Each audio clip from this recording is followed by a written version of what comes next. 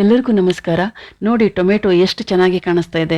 ಈ ಟೊಮೆಟೊವನ್ನು ಕೆಂಪು ಸುಂದರಿ ಅಂತಲೇ ಹೇಳ್ಬೋದು ನಾವು ಅಲ್ವಾ, ಅಷ್ಟು ಚೆನ್ನಾಗಿ ಕಾಣಿಸ್ತಾ ಇದೆ.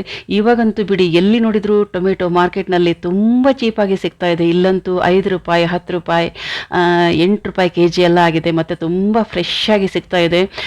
ಸೊ ಈ ಟೊಮೆಟೊವನ್ನು ಯೂಸ್ ಮಾಡಿಕೊಂಡು ಒಂದು 10 ನಿಮಿಷದಲ್ಲಿ ಟೊಮೆಟೊ ಗೊಜ್ಜನ್ನು, ಒಂದು ಅದ್ಭುತ ರುಚಿಯ ಟೊಮೆಟೊ ಗೊಜ್ಜನ್ನು ಹೇಗೆ ಮಾಡೋದು ಅಂತ ಇವತ್ತು ನೋಡೋಣ ಬನ್ನಿ.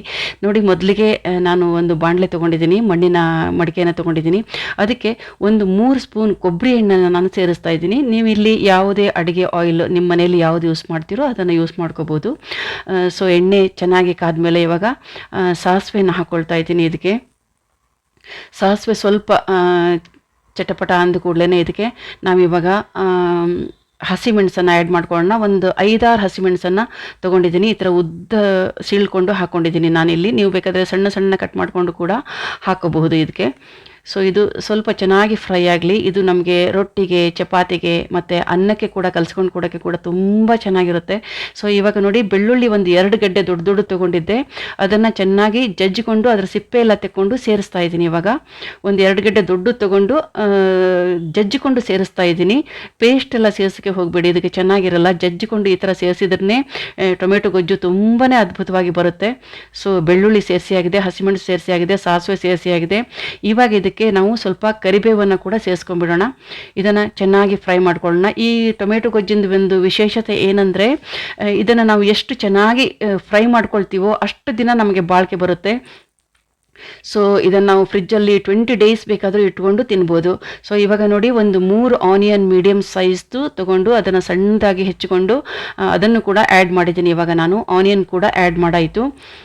ಸೊ ಇವಾಗ ಟೊಮೆಟೊ ನೋಡಿ, ಒಂದು 7 ಟೊಮೆಟೊ ತೊಗೊಂಡಿದ್ದೀನಿ ನಾನಿಲ್ಲಿ.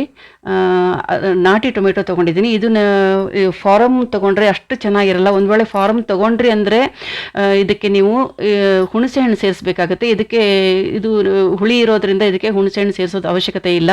ಸೊ ಇವಾಗ ಟೊಮೆಟೊ ಹಾಕಿದ ನಂತರನೇ ಉಪ್ಪು ಹಾಕ್ತಾ ಇದ್ದೀನಿ. ಏನಕ್ಕೆಂದರೆ ಟೊಮೆಟೊ ಹಾಕಿದ ತಕ್ಷಣ ಉಪ್ಪು ಹಾಕೋದ್ರಿಂದ ಚೆನ್ನಾಗಿ ಮೆತ್ತಗೆ ಬೇಯುತ್ತೆ, ಟೊಮೆಟೊ ಬೆಂದ್ಕೊಳ್ಳುತ್ತೆ.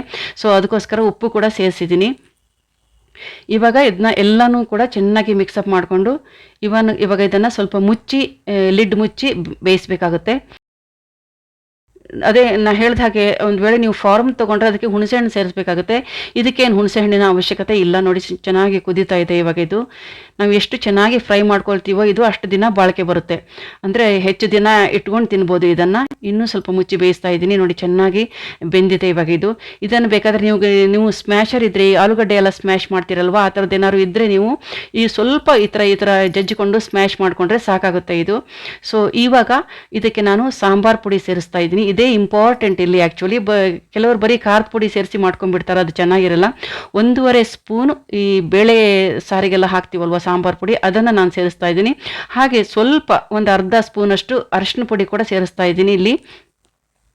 ಹಾಗೆ ಇದಕ್ಕೆ ಸ್ವಲ್ಪ ಖಾರದ ಪುಡಿ ಕೂಡ ಸೇರಿಸ್ತಾ ಇದ್ದೀನಿ ನಾನಿಲ್ಲಿ. ಏನಕ್ಕೆ ಸ್ವಲ್ಪ ಖಾರ ಬೇಕಾಗುತ್ತವಲ್ಲ, ಟೊಮೆಟೊ ಹುಳಿ ಇರುತ್ತೆ. ಹಸಿಮೆಣಸಿನಕಾಯಿ ಕೂಡ ಸೇರಿಸಿದ್ದೀವಿ, ಆದರೂ ಸ್ವಲ್ಪ ಖಾರದ ಪುಡಿ ಕೂಡ ಸೇರಿಸ್ಕೊಳ್ಳೋಣ. ಇವಾಗ ಇದನ್ನು ಚೆನ್ನಾಗಿ ಫ್ರೈ ಮಾಡ್ಕೊಳ್ಳೋಣ. ಇದಕ್ಕೆ ಬರೀ ಖಾರದ ಪುಡಿ, ಧನಿಯಾ ಪುಡಿ, ಅರಿಶಿನ ಪುಡಿ ಹಾಕಿದರೆ ಅಷ್ಟು ಚೆನ್ನಾಗಿರಲ್ಲ. ಸಾಂಬಾರು ಪುಡಿ ಹಾಕಿ ಒಂದು ಸತಿ ಮಾಡಿ ನೋಡಿ ನೀವು, ಅದ್ಭುತವಾದ ಟೇಸ್ಟ್ ಬರುತ್ತೆ. ಸೊ ಇವಾಗ ನೋಡಿ, ಸ್ವಲ್ಪ ಚೆನ್ನಾಗಿ ಫ್ರೈ ಆಗಿದೆ. ಇವಾಗ ಸ್ವಲ್ಪ ನೀರು ಹಾಕಿ ಮತ್ತೆ ಇದನ್ನು ಚೆನ್ನಾಗಿ ಮಿಕ್ಸಪ್ ಮಾಡಿ, ಜಾಸ್ತಿ ಹಾಕೋದು ಬೇಡ, ಸ್ವಲ್ಪ ನೀರು ಹಾಕಿ ಮತ್ತೆ ಸ್ವಲ್ಪ ಲಿಡ್ ಮುಚ್ಚಿ ಇನ್ನೊಂದು ಸ್ವಲ್ಪ ಇದನ್ನು ಬೇಯಿಸ್ಕೊಂಡ್ಬಿಡೋಣ. ಈಗ ಈ ಥರ ಇದನ್ನು ಎಷ್ಟು ಹೊತ್ತು ಚೆನ್ನಾಗಿ ಬೇಯಿಸ್ತೀವೋ ಅಷ್ಟು ಇದು ಚೆನ್ನಾಗಿ ರುಚಿನೂ ಕೊಡುತ್ತೆ, ಮತ್ತು ಹೆಚ್ಚು ದಿನ ಇಟ್ಟುಕೊಂಡು ತಿನ್ಬೋದು ಇದನ್ನು. ಸೊ ನೋಡಿ, ಚೆನ್ನಾಗಿ ಬೆಂದಿದೆ. ಇವಾಗ ಇದು ಚೆನ್ನಾಗಿ ಫ್ರೈ ಆಗಿದೆ. ಇವಾಗ ಇದಕ್ಕೆ ಕೊನೆಯಲ್ಲಿ ನಾವೇನು ಮಾಡಬೇಕು ಅಂತಂದರೆ, ಸ್ವಲ್ಪ ಗರಂ ಮಸಾಲೆಯನ್ನು ಸೇರಿಸ್ತಾ ಇದ್ದೀನಿ. ಗರಂ ಮಸಾಲೆ ಅಂದರೆ ಇದಕ್ಕೆ ಬೇರೆ ಎಲ್ಲ ಏನೂ ಹಾಕಿಲ್ಲ. ಚಕ್ಕೆ ಮತ್ತು ಲವಂಗ ಇದು ಮಿಕ್ಸಿಯಲ್ಲಿ ಗ್ರೈಂಡ್ ಮಾಡ್ಕೊಂಡಿರೋದು. 2 ಚಕ್ಕೆ ಮತ್ತು ಲವಂಗದ ಪುಡಿ ಅಷ್ಟೇ ಇದು. ಸೊ ಅದನ್ನು ಕೂಡ ಆ್ಯಡ್ ಮಾಡಿದ್ದೀನಿ. ಕೊನೆಯಲ್ಲಿ ನಾವು ಕೊತ್ತಂಬರಿ ಸೊಪ್ಪನ್ನು ಸೇರಿಸ್ಕೊಂಡ್ಬಿಡೋಣ. ಇದಕ್ಕೆ ಕೊತ್ತಂಬರಿ ಸೊಪ್ಪು ಜಾಸ್ತಿ ಸೇರಿಸಿದ್ರು ಕೂಡ ತುಂಬಾ ಚೆನ್ನಾಗಿ ಬರುತ್ತೆ.